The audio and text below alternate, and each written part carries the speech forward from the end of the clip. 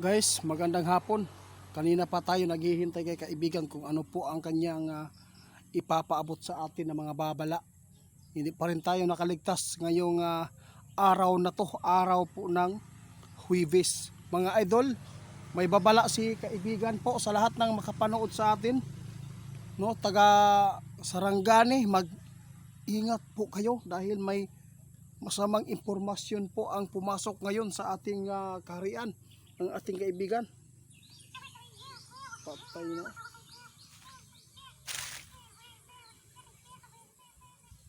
Ha? Bakit?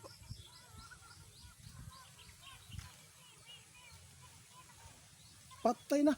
Ito po ang nakikita po niyo kaibigan. Dalawang bisis po ang paggalaw na sobrang lakas po. Guys, may dalawang bisis po ang paggalaw po ngayon sa ilalim ng lupa. Mga idol, pinapahanda lang po kayong lahat doon sa part ng Maguindanao, no, kung saan po ay naninilikado po kayo sa banta ng lindol. Dahil siya nagpapatuloy na pagyanig dyan, sigurado po talaga na mayroon pang mas malakas na mangyayari doon sa 6.5 magnitude, no, na mas mahigitan pa yan mga idol. Dahil napakalakas po daw ngayon ang nakita ng ating kaibigan. Ngayong hapon lang po ito mga idol, no, na kuha natin po, kaya wala tayong upload kanina umaga, buntag, kay nga no, wala may gihatod sa kaibigan. Ngayon po talaga hindi po pa rin nakaligtas ang araw na to, kaya ipinapahanda po ang lahat, no, mga idol. Wag po tayo muna matulog sa mga two-story na bahay, doon po tayo sa ground lang. Kung magka-aberya ang panahon, yung lindol na to, kapag nagka-aberya talaga ang panahon natin, at least makatakas tayo agad sa labas mga idol, sa loob.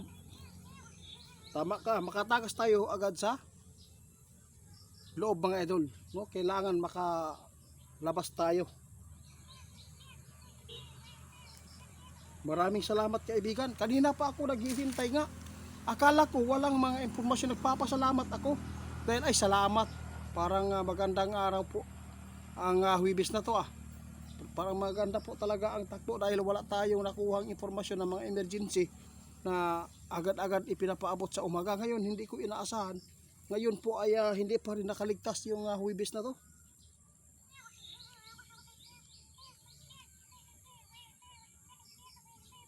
Sige kaibigan, salamat po. Guys, sinabi ng ating kaibigan, hindi lang po ang part ng Maguindanao ang maghanda, mag-ingat. Lahat po tayo dito sa Pilipinas, Luzon, Visayas at Mindanao, mag-ingat po tayo sa kapahamakan po dahil si kaibigan mismo po ang nakakita at nakadetect dahil sa kalikasan na ito po ay magbibigay po ng sign sa kanila ni kaibigan para po ay paalalahan po tayo na sana ay wala pong mga tao na mga mapapahamak dito. Kung mayroon man sana yung mga kawatan sa flood control. Tama si kaibigan, sabi ng ating kaibigan, itiit. Yun po ang nakita namin dito sa inyong lugar sa Mindanao. Talagang napakarami din pong mga sakuna ang nakikita namin. Pero napakaswerte ninyo dahil malayo kayo sa dagat.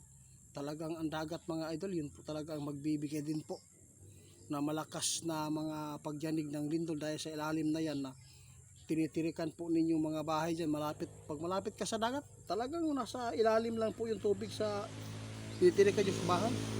Oo, kaya yung mga building kahit anong pagkatibay yan, posibleng talagang i-destroy po talaga yan mga idol.